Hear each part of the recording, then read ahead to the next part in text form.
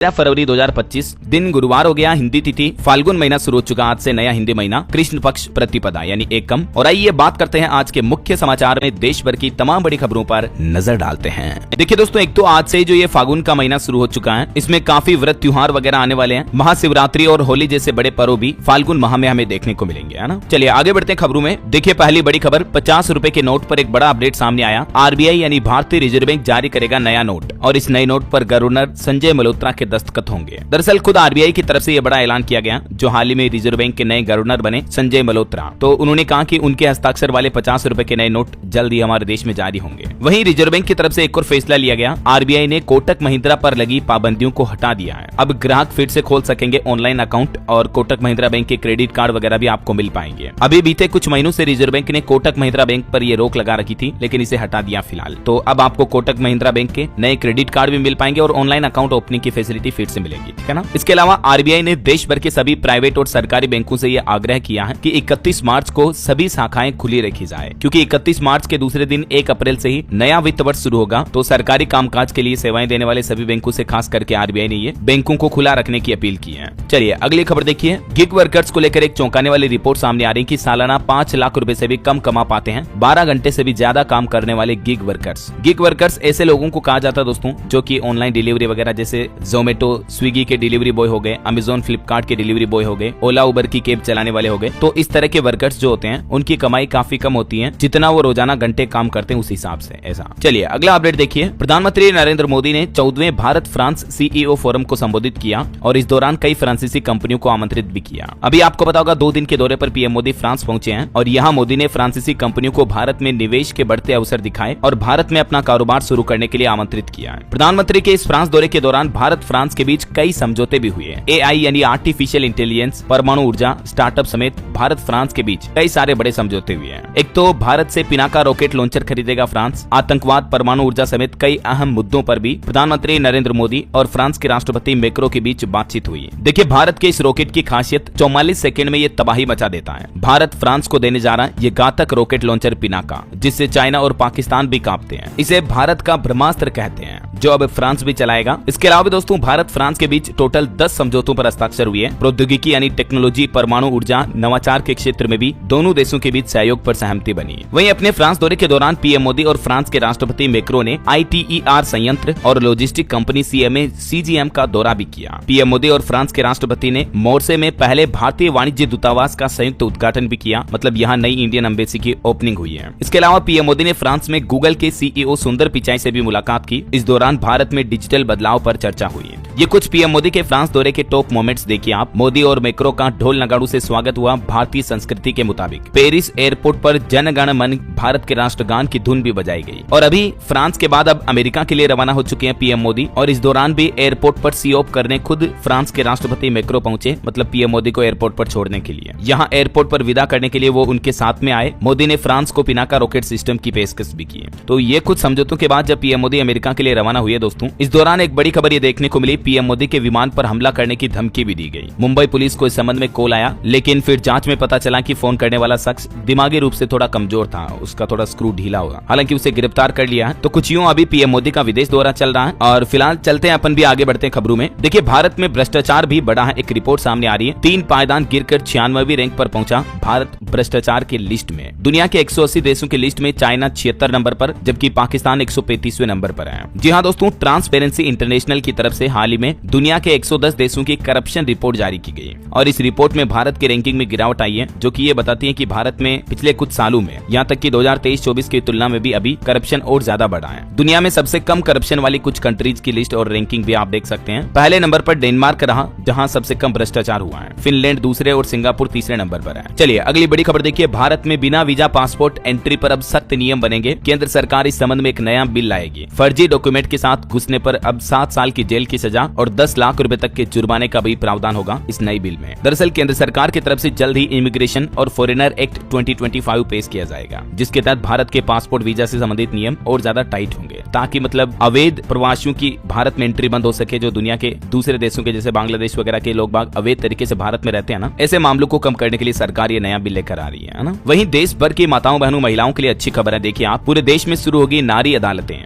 जिससे कि महिलाओं की छोटी मोटी शिकायतों का जल्द निपटारा हो सकेगा। अभी क्या होता है कि महिला पुरुष सभी तरह के अलग अलग मामले जो है कोर्ट में चलते हैं, हाई कोर्ट, सुप्रीम कोर्ट और इससे नीचे वाले जिला अदालत कोर्ट वगैरह में, राइट। लेकिन अब सरकार का प्लान है दोस्तों कि अगर स्पेशली केवल महिलाओं से जुड़ी कोई दिक्कत है, कोई मामला है, तो उसके त्वरित निपटान के लिए देश भर में नारी अदालतें शुरू होगी। मतलब ये एक तरह की स्पेशल महिला कोर्ट आप समझ सकते हैं, जहां स्पेशली महिलाओं के केस, प्रॉब्लम, समस्याएं निपटाई जाएगी, है ना। पहले इस तरह की महिला अदालतें जम्मू कश्मीर और असम में ऑलरेडी रह चुकी हैं। चलिए अगली खबर देखिए। सरकार ने पीएम सूर्यघर योजना के आंकड़े जारी किए। कहा कि पहले ही साल में देश के 8.5 लाख घरों को इस योजना का फायदा मिला। 45% परिवारों का बिजली बिल भी शून्य हुआ। केंद्र सरकार ने इस योजना के 1 साल पूरे होने के मौके पर ये आंकड़े जारी किए और अभी सरकार का इस महत्वाकांक्षी योजना के तहत लक्ष्य है साल 2027 मार्च तक देश भर में 1 करोड़ से भी ज्यादा घरों में सोलर पैनल लगाने का, है ना। और अगली खबर देखिए आप। केंद्रीय गृह मंत्री अमित शाह ने बड़े अधिकारियों के साथ मीटिंग की। जीरो टेरर प्लान पर एक बड़ा फैसला भी लिया। देश भर से आतंकवाद और नक्सलवाद को खत्म करने के लिए, खास करके जम्मू कश्मीर को आतंकवाद मुक्त बनाने के लिए गृह मंत्री अमित शाह ने यह बैठक की और इसमें नई रणनीति भी बनाई गई। चलिए अगली खबर में एक भावपूर्ण श्रद्धांजलि दोस्तों। रामलला मंदिर के मुख्य पुजारी आचार्य सत्येंद्र दास जी का निधन हो चुका है। ईश्वर इनकी आत्मा को शांति दे। राम मंदिर निर्माण के संघर्ष में भी इन्होंने बड़ी अहम भूमिका निभाई है। जब बाबरी विध्वंसक की घटना हुई थी उस वक्त रामलला को गोद में लेकर भागे थे।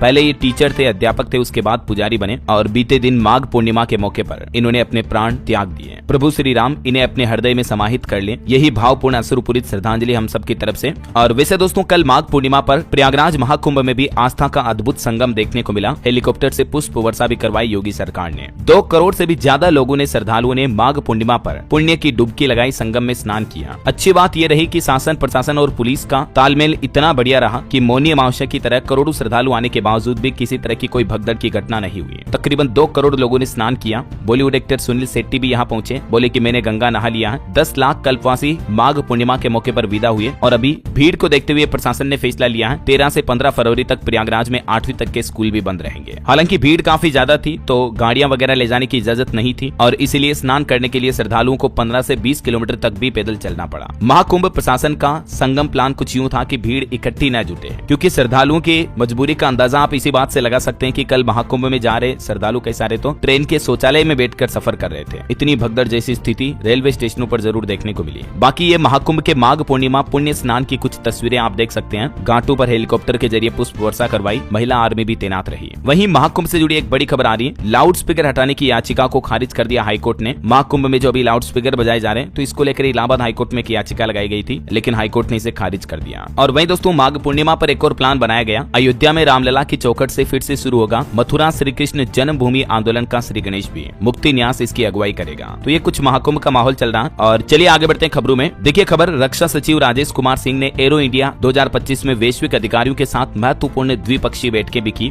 अभी कर्नाटक के बंगलुरु में जो एरो इंडिया शो 2025 चल रहा, इस दौरान रक्षा मंत्री राजनाथ सिंह भी बोले कि हमारे रक्षा उपकरण पूरी दुनिया के लिए आकर्षण का केंद्र बने हैं। और इस एरो इंडिया 2025 शो के दूसरे दिन भारत के 4 एयरक्राफ्ट का प्रदर्शन देखने को मिला। LCA विमान जो कि 50,000 फीट की ऊंचाई उड़ने में भी सक्षम है। भारत ने दुनिया को ये ताकत भी दिखाई। वहीं इंडियन नेवी के प्रमुख का भी ये कहना है कि स्वदेशी हल खोजें घरेलू उद्योग। ये शानदार अवसर है भारत में इसके लिए। समुद्री हवाई क्षेत्र में संभावना पर नौसेना प्रमुख का ये कहना है। चलिए अगला अपडेट देखिए। मेक इन इंडिया के लिए अदानी ग्रुप की नई पहल, बनाने जा रहा दुनिया का सबसे बड़ा finishing school. Adani global skills academy के जरिए अदानी ग्रुप ने मेक इन इंडिया अभियान को और तेज करने की दिशा में यह बड़ा कदम उठाया है और गौतम अडानी ने गुजरात के मुद्रा में दुनिया के सबसे बड़े फिनिशिंग स्कूल को शुरू करने की घोषणा भी की है। चलिए अगला अपडेट देखिए। सुप्रीम कोर्ट ने मुफ्त सुविधाओं पर चिंता जताई और चुनावी वादों में फ्रीबीज देने की परंपरा की आलोचना कर सख्त टिप्पणी भी की। फ्रीबीज या फ्री की रेवड़ी का मतलब समझ गए होंगे आप। चुनाव के दौरान अक्सर राजनीतिक पार्टियां घोषणा करती हैं कि अगर हमारी सरकार आई, हम चुनाव जीते तो फ्री गैस सिलेंडर देंगे, फ्री राशन देंगे, महिलाओं को 2,000, 4,000, 5,000 हर महीने देंगे, फ्री बिजली, फ्री पानी, सब कुछ फ्री फ्री फ्री। तो ऐसी जो घोषणाएं करती हैं राजनीतिक पार्टियां, इस पर सुप्रीम कोर्ट ने कहा कि चुनाव के वक्त इस तरह की फ्रीबीज का ऐलान गलत है। केंद्र सरकार से कहा कि ऐसा करके आप परजीवियों की जमात खड़ी कर रहे हैं, क्योंकि लोगों को सब कुछ फ्री मिल जाएगा तो फिर लोग काम ही नहीं करना चाहेंगे। और इस मुद्दे पर अब सुप्रीम कोर्ट ने केंद्र सरकार और चुनाव आयोग को जवाब देने को कहा है और 6 सप्ताह बाद इस मामले पर दोबारा सुनवाई होगी। कहीं न कहीं ये सुप्रीम कोर्ट का कहना वाकई में सही है, क्योंकि इतनी ज्यादा फ्री की योजनाओं की घोषणाएं नहीं होनी चाहिए। हाँ ठीक है, थोड़ा बहुत गरीबों को फायदा मिलना चाहिए अलग अलग तरह की सरकारी योजनाओं के जरिए, लेकिन जरा आप खुद ही सोचिए, सब कुछ घर बैठे ही लोगों को सीधा हलवा मिल जाएगा तो फिर कौन काम करना चाहेगा, कौन क्यों मेहनत करेगा जरा। तो ऐसी फ्री योजनाओं के बजाय सरकार को बुनियादी ढांचे पर फोकस करना चाहिए, ग्राउंड लेवल लेवल पर किस तरह से लोगों की फैसिलिटी सुविधाओं को बढ़ाया जाए, किस तरह से देश के इंफ्रास्ट्रक्चर डेवलपमेंट को बढ़ावा दिया जाए, बेरोजगारी को खत्म करें, रोजगार के अवसर कैसे बढ़ सके, देश में नए नए कल कारखाने, उद्योग, काम धंधे कैसे बढ़ाए जाए, इस पर सरकार अगर ज्यादा पैसा खर्च करे, ज्यादा फोकस करे तो ज्यादा बेहतर होगा। राइट, मेरी तो ये पर्सनल ओपिनियन है और बाकी आपका क्या राय और विचार है इस पर कमेंट करके बताइएगा जरूर मुझे। फिलहाल आगे बढ़ते हैं खबरों में। देखिए आप 28 साल का सपना साकार होने जा रहा। वंदे भारत से अब आप जम्मू कश्मीर का सफर तय कर पाएंगे। 17 फरवरी को देश के प्रधानमंत्री नरेंद्र मोदी कश्मीर के लिए नई वंदे भारत एक्सप्रेस ट्रेन को हरी झंडी दिखाएंगे, इसका उद्घाटन करेंगे। ये ट्रेन जम्मू से श्रीनगर तक चलेगी और रास्तों में कई खूबसूरत वादियों से होकर गुजरेगी, है ना। और इस ट्रेन की कई खास बात है, बर्फ में भी ये ट्रेन चल सकती है क्योंकि इसमें हीटिंग सिस्टम भी लगाया गया है। तो 17 तारीख को इसका उद्घाटन किया जाएगा। वहीं खबर है दोस्तों, आज लोकसभा में पेश हो सकता है इनकम टैक्स का नया बिल। इसके पन्ने 823 से घटाकर 622 किए गए। अनडिस्क्लोज्ड इनकम के तहत आएंगे क्रिप्टो एसेट भी। अब मतलब कि जो बिटकॉइन वगैरह क्रिप्टो करेंसी में इन्वेस्ट करते हैं वो इस नए बिल के तहत अनडिस्क्लोज्ड इनकम के तहत माने जाएंगे। तो आज 13 फरवरी को ये न्यू इनकम टैक्स बिल को सरकार संसद में पेश कर सकती है। बाकी ये अगले साल 1 अप्रैल 2026 से ही लागू होगा, नया इनकम टैक्स बिल, है ना। और भी इस बिल में क्या क्या प्रावधान है, इसकी 4 बड़ी बातें आप देख सकते हैं स्क्रीन पर, है ना। और चलिए अगली खबर देखिए। चीनी एआई डीप सीक से साइबर सुरक्षा को खतरा है, तो केंद्र सरकार जल्दी इसको लेकर कुछ नए दिशा निर्देश भी जारी कर सकती है, क्योंकि इस मामले पर अब दिल्ली हाईकोर्ट में तो एक याचिका भी लगाई गई। चैट जीपीटी की तरह चाइना के इस एआई चैटबॉट डीप सीक को ब्लॉक करने की याचिका लगाई है दिल्ली हाईकोर्ट में, सुरक्षा खतरों का हवाला देते हुए। तो अब केंद्र सरकार भी इसको लेकर जल्दी नई गाइडलाइन जारी करेगी। और इसके अलावा चाइनीज मोबाइल एप्स पर भी खबर आ रही दोस्तों। 5 सालों बाद 36 चाइनीज एप्स की भारत में दोबारा एंट्री होने जा रही है। 2020 में सरकार ने कई सारे चाइनीज मोबाइल ऐप को बैन किया था, टिकटॉक, यूसी ब्राउजर वगैरह। तो इनमें से कुछ चाइनीज एप्स को अब सरकार ने वापस शुरू करने का फैसला किया है। हालांकि इसमें टिकटॉक वगैरह शामिल नहीं है, लेकिन भारत में बैन कई सारे चीनी एप्स अब वापस आपको प्ले स्टोर, ऐप स्टोर पर देखने को मिलेंगे। कौन कौन से, जैसे एक्जेंडर, ताओबाओ, मैंगो टीवी, यूको वगैरह, ये सभी एप्स अब आप भारत में भी यूज कर पाएंगे, ठीक है ना। बहरहाल अभी तो कुछ और महत्वपूर्ण और काम की खबरें देखेंगे दोस्तों अपन, लेकिन फिलहाल वक्त हो चला है आज के ताजा मौसम समाचार जानने का, मौसम अपडेट में। तो देखिए दोस्तों, एक तो मौसम विभाग का कहना है कि बेदम रहे पश्चिमी विक्षोभ। 1 जनवरी से लेकर 10 फरवरी तक 89% जिलों में बेहद कम बारिश हुई, जिनसे कि रबी की फसलों पर गहरा असर देखने को मिलेगा। अभी आपको पता होगा ठंड खत्म नहीं हुई कि इससे पहले गर्मी जैसे हालात शुरू हो रहे हैं, है ना। हालांकि मौसम विभाग का कहना है कि कुछ राज्यों में ठंड फिर से शुरू होगी, जैसे मध्य प्रदेश और राजस्थान में भी तापमान गिरेगा। जम्मू कश्मीर में 2 दिन से बर्फबारी जारी है। बांदीपोरा गुरेज मार्ग भी बंद पड़ा इसके चलते। बाकी मध्य प्रदेश में 13 फरवरी से सर्दी का एक और दौर शुरू होगा। 2-3 डिग्री तक गिर सकता है तापमान, मतलब इतनी ज्यादा ठंड तो वापस नहीं पड़ेगी, लेकिन हल्की फुल्की ठंड वापस आपको देखने को मिल सकती है। इधर राजस्थान में भी देखिए मौसम विभाग का कहना है कि 3 दिन बादल छा सकते हैं। रात का टेम्परेचर बढ़ने से सर्दी में थोड़ी कमी हुई है। दिन का पारा तो अभी राजस्थान में 30 डिग्री तक पहुंच चुका है, गर्मी जैसे हालात है। हरियाणा में भी 3 दिन गर्मी से राहत मिलेगी। 7 जिलों में 28 डिग्री के पार पहुंचा तापमान। इधर छत्तीसगढ़ में भी देखिए फिर से बदलेगा मौसम। 4 डिग्री तक लुढ़के का पारा, मतलब कम होगा तापमान। 3 दिन तक न्यूनतम तापमान में गिरावट आएगी। बाकी और भी अगले 24 घंटों के दौरान मौसम की संभावित गतिविधियां क्या रह सकती हैं, जिसकी कुछ जानकारी आप देख सकते हैं स्क्रीन पर। ओके, और चलिए मौसम के बाद सराफा बाजार पर नजर डाल लेते हैं। तो देखिए दोस्तों, आज सोने में गिरावट देखी गई। चांदी थोड़ी महंगी हुई है। सोना 636 रुपए गिर कर अभी 84,845 रुपए प्रति 10 ग्राम चल रहा है, जबकि चांदी का भाव मामूली बढ़त के साथ 54,189 रुपए प्रति किलो पर पहुंच गया है। आजकल सोने चांदी के दाम बहुत ज्यादा ही बढ़ रहे हैं। मार्केट एक्सपर्ट का तो ये अनुमान है कि इसी साल सोना 1 लाख रुपए के भी पार जा सकता है। सोने की कीमतें क्यों बढ़ रही है, इसके पीछे कुछ वजह भी आप देख सकते हैं। अमेरिका की ट्रंप सरकार आने के बाद और वैश्विक बाजार में महंगाई दरें वगैरह और शेयर मार्केट में भारी गिरावट के चलते भी लोगों का रुझान सोने की तरफ बढ़ा है, तो इसीलिए सोने की कीमतों में तेजी देखने को मिल रही है।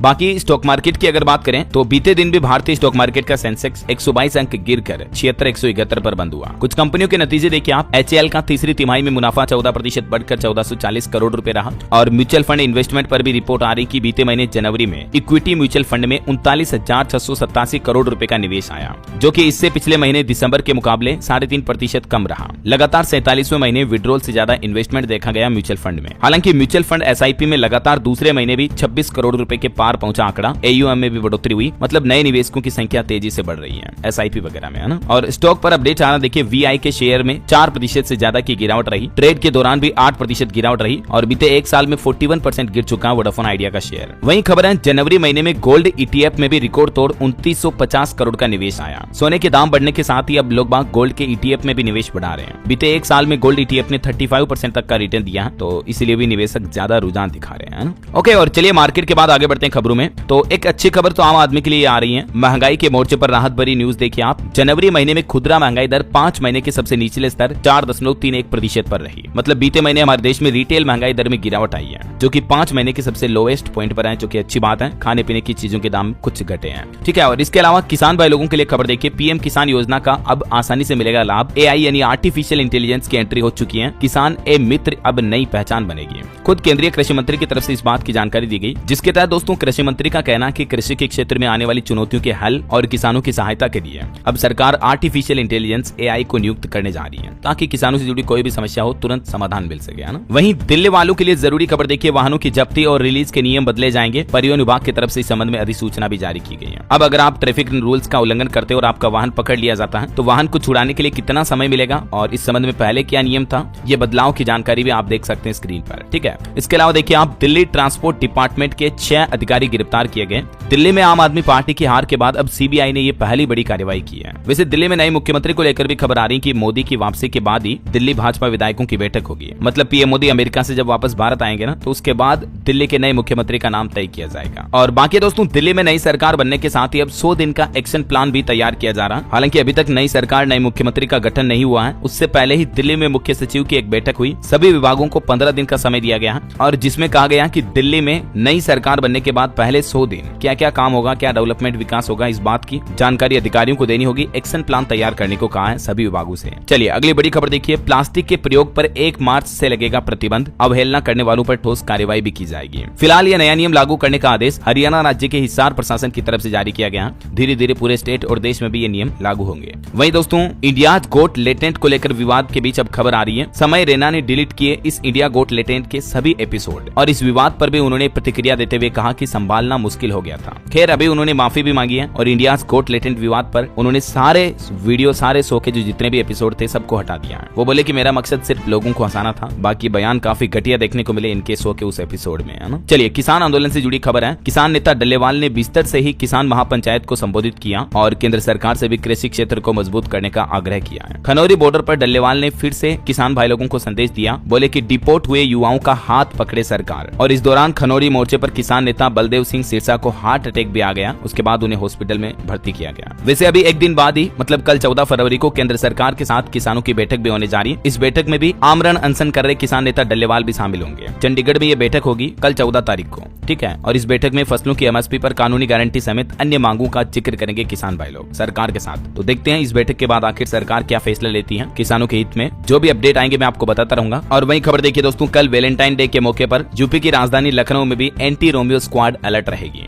ताकि लड़का लड़कियों के साथ किसी तरह की कोई बुरा बर्ताव ना हो, है ना। वही खबर आनी, बीते साल 2024 में नफरती भाषणों में 74% तक की बढ़ोतरी हुई है। भारत की राजनीति को लेकर ये रिपोर्ट सामने आ रही है और इस नफरती भाषणों में भाजपा और उसके सहयोगी दल सबसे आगे रहे हैं। इंडिया हेट लैब की लेटेस्ट रिपोर्ट ये बताती है, देखिए जरा। और एक रिपोर्ट आ रही, बीते साल 2024 में राज्यों व केंद्र शासित प्रदेशों ने कल्याणकारी योजनाओं का भी 62% फंड इस्तेमाल नहीं किया। मतलब देखिए जारी फंड का सिर्फ 38% ही 40% से भी कम यूज किया गया। जरा देखिए आप, ये ऑफिशियल सरकारी आंकड़े बताते हैं। चलिए टोल टैक्स पर एक बड़ी अच्छी खबर आ रही दोस्तों, फ्री में होगा अब आपका टोल क्रॉस। एक बार पेमेंट करें और हर बार हाईवे फ्री रहेगा। देश के परिवहन मंत्री नितिन गडकरी की तरफ से नया प्लान बनाया जा रहा, जिसके तहत मतलब दोस्तों लोगों का जहां से जिस टोल प्लाजा से रोजाना आना जाना होता रहता है, तो वो अब पास ले पाएंगे। 2 ऑप्शन मिलेंगे पास के। 3000 रुपए का भुगतान करना पड़ेगा, जिसके जरिए 1 साल तक नेशनल हाईवे और एक्सप्रेसवे पर यात्रा कर पाएंगे वो। और इसी तरह से लाइफ टाइम टोल पास पाने के लिए 15 साल तक के लिए वैलिड होगा। इसे पाने के लिए आपको 30,000 रुपए तक चुकाने पड़ेंगे। तो ये भी सड़क परिवहन राजमार्ग मंत्रालय की तरफ से नया प्लान बनाया जा रहा है ना। वही देखिए मिनिस्ट्री ऑफ कॉर्पोरेशन की एक नई पहल, देश में अब एयरलाइंस टिकटों की बिक्री कर सकेंगी कृषि ऋण समितियां भी। केंद्रीय गृह मंत्रालय की बैठक में अमित शाह द्वारा ये इजाजत दी गई। और SC/ST आरक्षण पर हाईकोर्ट का एक बड़ा फैसला देखिए दोस्तों, मुंबई हाईकोर्ट ने आरक्षण नियमों पर अपना फैसला सुनाया और कहा कि दिव्यांगों को नहीं मिलेगा SC/ST जैसे प्रयासों का अधिकार। बॉम्बे हाईकोर्ट की तरफ से इस संबंध में एक याचिका को भी खारिज कर दिया और कहा कि मतलब याचिका में ये गुजारिश की गई थी कोर्ट से कि दिव्यांग लोगों को भी SC/ST के बराबर आरक्षण का लाभ मिले, लेकिन बॉम्बे हाईकोर्ट ने इस याचिका के दौरान साफ साफ इनकार कर दिया। चलिए खबर देखिए, भारत के ग्रीन क्रेडिट प्रोग्राम से बढ़ेगा भारत में वन क्षेत्र। देश के 17 राज्यों में 57,700 हेक्टेयर भूमि को चिन्हित किया गया है, जहां वन क्षेत्र के रूप में डेवलपमेंट किया जाएगा। ज्यादा से ज्यादा पेड़ पौधे लगाए जाएंगे, वन उगाए जाएंगे, है ना। और इसरो के लिए भी एक अच्छी खबर आ रही, देखिए मिशन गगनयान से पहले गुड न्यूज आई। स्पेस में संपर्क के लिए यूरोपीय एजेंसी की प्रणाली के साथ परीक्षण पूरा हुआ। भारतीय अंतरिक्ष अनुसंधान संगठन इसरो का ये। और खबर है, सुप्रीम कोर्ट ने इंद्राणी मुखर्जी को विदेश यात्रा करने की इजाजत नहीं दी। सुप्रीम कोर्ट के जजों ने कहा कि इस बात की कोई गारंटी नहीं है कि आप विदेश जाने के बाद वापस आएंगे, तो इसलिए सुप्रीम कोर्ट ने उनके विदेश दौरे की इजाजत भी नहीं दी।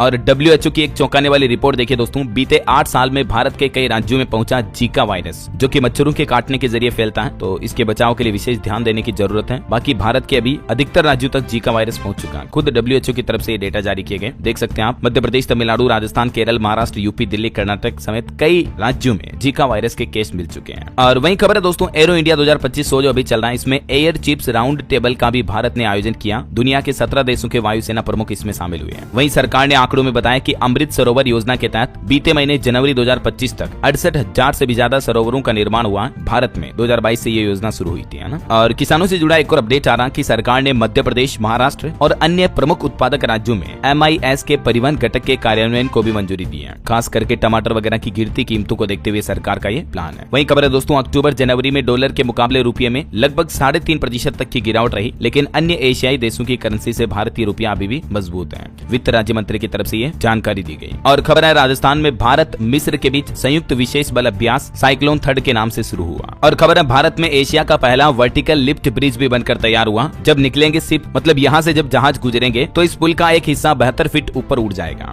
इस तरह की आधुनिक तकनीक वाला वर्टिकल लिफ्ट ब्रिज पूरे एशिया में पहली बार भारत में बना है ऐसा। वहीं दोस्तों, एथेनॉल को लेकर भी प्रधानमंत्री नरेंद्र मोदी ने एक बड़ा ऐलान किया और कहा कि इस साल अक्टूबर 2025 तक 20% एथेनॉल मिश्रण का लक्ष्य हासिल करने की दिशा में हम आगे बढ़ रहे हैं। पीएम मोदी ने इंडिया एनर्जी वीक 2025 के उद्घाटन सत्र को वर्चुअली संबोधित किया, क्योंकि अभी तो वो विदेश दौरे पर हैं, और इसी दौरान उन्होंने ये घोषणा की है। वहीं देखिए बड़ी खबर, इन अस्पतालों में होने जा रही बड़ी हड़ताल, आयुष्मान योजना के लाखों मरीजों की जान पर गहरा सकता है संकट। दरअसल पूरे देश में ESIC से जुड़े 59 बड़े अस्पताल और 105 बड़ी डिस्पेंसरी केंद्र सरकार के अंदर जो काम करती हैं, इनमें लगभग 5000 नर्सें भी काम करती हैं। इन अस्पतालों में रोजाना लाखों लोगों का इलाज होता है, लेकिन अपनी आवश्यक मांगों को पूरा न होते देख अब ESIC के सभी अस्पतालों ने और वहां काम करने वाले नर्सों ने 25 फरवरी को हड़ताल पर जाने का निर्णय लिया है। अगर ये हड़ताल आगे जारी रहती है तो इलाज वगैरह में काफी दिक्कतें आ सकती हैं, खास करके ESIC से जुड़े कर्मचारियों को इलाज कराने में, है ना। इनकी क्या कुछ प्रमुख मांगे हैं, ये कुछ जानकारी भी आप देख सकते हैं। वहीं खबर देखिए, सुप्रीम कोर्ट का कहना है स्थानीय नियमों पर बनी इमारत में संचालित होनी चाहिए नर्सरी और प्राथमिक विद्यालय। CBSE को सुप्रीम कोर्ट की तरफ से बड़ा आदेश दिया गया। और खाने के तेल पर भी खबर आ रही, देश में पाम ऑयल का आयात 13 वर्षों के सबसे निचले स्तर पर पहुंचा, सालाना आधार पर 65% तक की कमी आई है।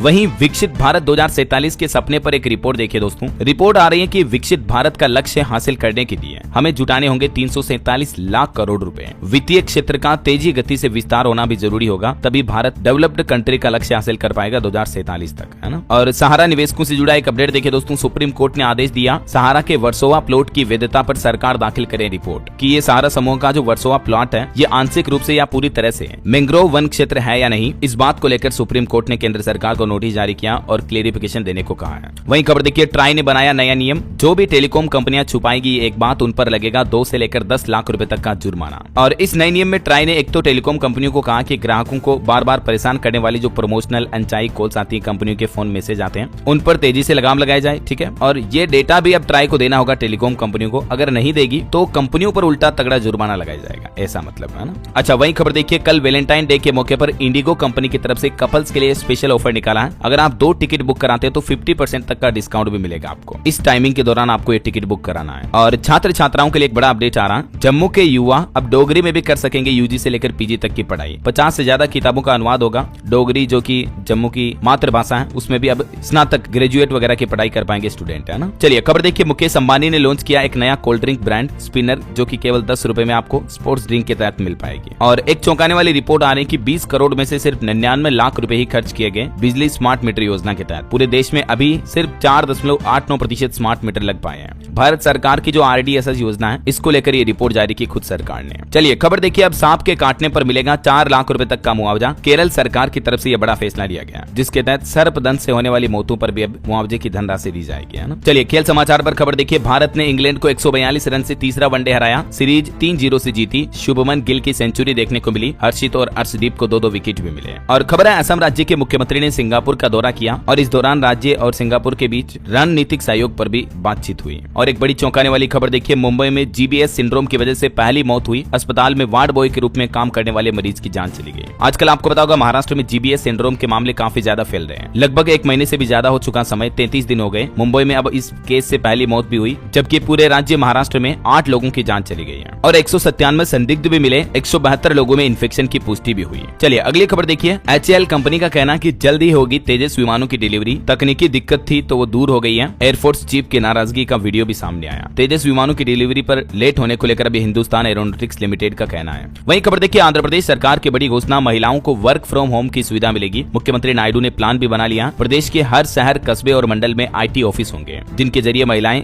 घर बैठे काम कर पाएंगी। और खबर देखिए, हरियाणा जंगल सफारी पर PM मोदी को चिट्ठी लिखी गई। कांग्रेस सांसद ने सोशल मीडिया पर शेयर की, कहा कि इसे रद्द करें, अरावली को संरक्षण करने की जरूरत है। ऑटो इंडस्ट्री से खबर आ रही दोस्तों, सिंपल वन जेन 1.5 इलेक्ट्रिक स्कूटर लॉन्च हुआ। इसकी कीमत 1,66,000 रुपए है। फुल चार्ज करने पर 248 किलोमीटर की रेंज का दावा कर रही कंपनी ओला S1 प्रो प्लस से इसका मुकाबला होगा। और स्पेस साइंस से खबर देखिए, सुनीता विलियम्स और बुच विल्मोर मार्च महीने में धरती पर लौटेंगे। बीते 8 महीनों से ये स्पेस स्टेशन में फंसे हुए हैं और अब एलन मस्क की कंपनी स्पेस अक्ष इन्हें धरती पर वापस लाएगी। और खबर है दोस्तों, मथुरा में बागेश्वर बाबा धीरेन्द्र कृष्ण शास्त्री का विरोध किया गया। ब्रजवासियों ने कहा कि हम प्रेमानंद महाराज के साथ हैं। धीरेन्द्र शास्त्री लोगों को भड़का रहे हैं। चलिए खबर है, हिमाचल प्रदेश मंत्रिमंडल की बैठक में बजट सत्र पर होगा ऐलान। पेंशन योजना से लेकर सरकारी भर्तियों पर भी चर्चा होगी। वहीं झारखंड में देखिए, जमीन मालिकों के लिए एक राहत भरी खबर आ रही है। दाखिल खारिज पर झारखंड सरकार की तरफ से एक बड़ा फैसला लिया गया है, जिसके तहत अब तकनीकी कारणों से किसी भी आवेदन को अस्वीकृत करने पर अंचलाधिकारी कार्यवाही के दायरे में आएंगे। झारखंड की हेमंत सोरेन सरकार द्वारा जारी आदेश की जानकारी भी आप देख सकते हैं। चलिए खबर है, उत्तर प्रदेश, दिल्ली और उत्तराखंड राज्यों की कनेक्टिविटी अब आसान होगी। यूपी की योगी सरकार ने MDA को सौंपा एक नए रिंग रोड के निर्माण का कार्य भी। ये देख सकते हैं, इस रूट पर रिंग रोड बनाया जाएगा। वहीं उत्तर प्रदेश में शराब प्रेमियों के लिए भी एक बुरी खबर आ रही है। यूपी सरकार ने आबकारी नीति में एक बड़ा बदलाव किया है। बियर की 132 दुकानों पर लटकेगा ताला।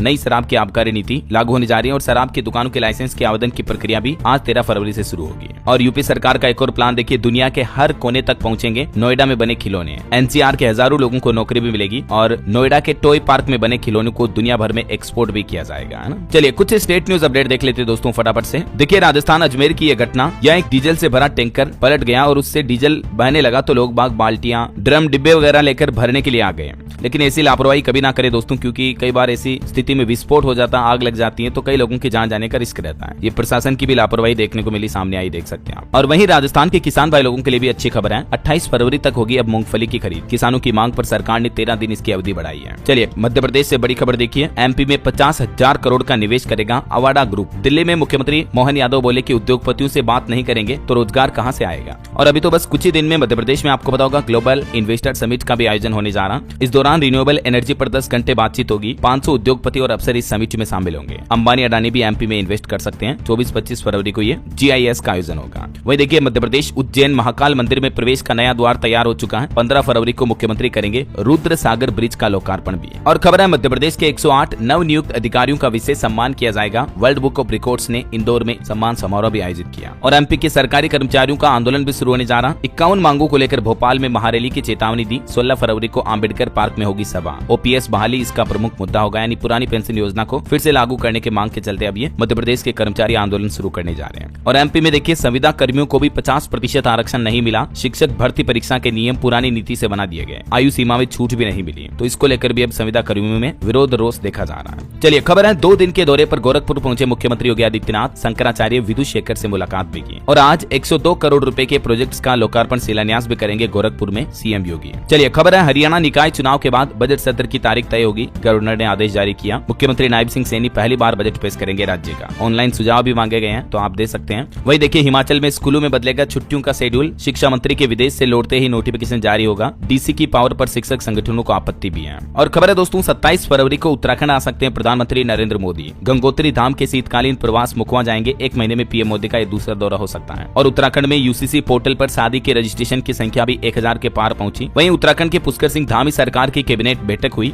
और इस बैठक में बजट पर मुहर लगी। पूर्व विधायकों की पेंशन वगैरह बढ़ाई गई और भी कुछ फैसले लिए गए, देख सकते हैं आप जानकारी। और उत्तराखंड वासियों के लिए एक और अच्छी खबर है, अब राज्य में ही मिल पाएगी आपको सस्ती CNG। यूपी यानी उत्तर प्रदेश वगैरह नहीं जाना पड़ेगा। बजट में ऐसा भी प्लान कर रही है धामी सरकार, है ना। चलिए कुछ एजुकेशनल खबरें देख लेते हैं दोस्तों। देखिए पंजाब में पुलिस कांस्टेबल के 1746 पदों पर भर्ती का ऐलान किया है। आवेदन 21 फरवरी से शुरू होंगे। ये देख सकते हैं कुछ इंपोर्टेंट डेट्स वगैरह भी इस नोटिस में। और इसके लिए पंजाब सरकार ने हेल्प डेस्क भी गठित कर दिए। 13 मार्च तक चलेगी ये भर्ती प्रक्रिया, ठीक है। और इसके अलावा मध्य प्रदेश में देखिए मिडिल स्कूल एवं प्राइमरी टीचर भर्ती के लिए आवेदन की तिथि को बढ़ाया गया। जो MP शिक्षक भर्ती परीक्षा थी उसमें अब कैंडिडेट 20 फरवरी 2025 तक आवेदन कर पाएंगे। इसके अलावा मध्य प्रदेश में देखिए बोर्ड परीक्षा में 0 या फिर 90% से ज्यादा अंक लाने वाले विद्यार्थियों की उत्तर पुस्तिका मुख्य परीक्षक भी जांचेंगे। अब डबल चेक होगी मतलब। और देखिए, परीक्षा पे चर्चा कार्यक्रम के दूसरे एपिसोड में दीपिका पादुकोण ने बच्चों के साथ परीक्षा पर चर्चा की। एक्ट्रेस बोली, डिप्रेशन को छिपाए नहीं, बताएं, पर्याप्त नींद लें, खुली धूप में जाएं, ये सुपर पावर्स हैं। दीपिका पादुकोण ने छात्रों को तनाव कम करने के लिए माता पिता और शिक्षकों से बातचीत करने की सलाह भी दी है। चलिए अब आगे बढ़ते हैं खबरों में। मोबाइल फोन लॉन्चिंग पर अपडेट देखिए आप। Vivo V50 स्मार्टफोन 17 फरवरी को लॉन्च होगा। इसमें कैमरे वगैरह भी आपको अच्छे मिलेंगे। Battery 6000 mAh। कुछ अंतर्राष्ट्रीय न्यूज है। अमेरिकी राष्ट्रपति डोनाल्ड ट्रंप ने एक आदेश जारी करके देश में प्लास्टिक स्ट्रॉ पर लगे प्रतिबंध को हटा दिया है। वहीं ट्रंप ने इस्पात और एल्यूमिनियम पर भी लगाया 25% टैरिफ। अब यूरोपियन यूनियन भी जवाब देगा। ट्रेड वॉर शुरू होने का खतरा है, क्योंकि अमेरिका अभी दुनिया के कई देशों पर अपने टैरिफ प्लान बढ़ाता जा रहा है ना। और इधर देखिए, इजरायल हमास जंग पर भी खबर है। नेतन्याहू ने चेतावनी दी और कहा कि हमास शनिवार तक हमारे बंधकों को रिहा करें, नहीं तो फिर सीज फायर खत्म हो जाएगा और जंग फिर से शुरू होगी।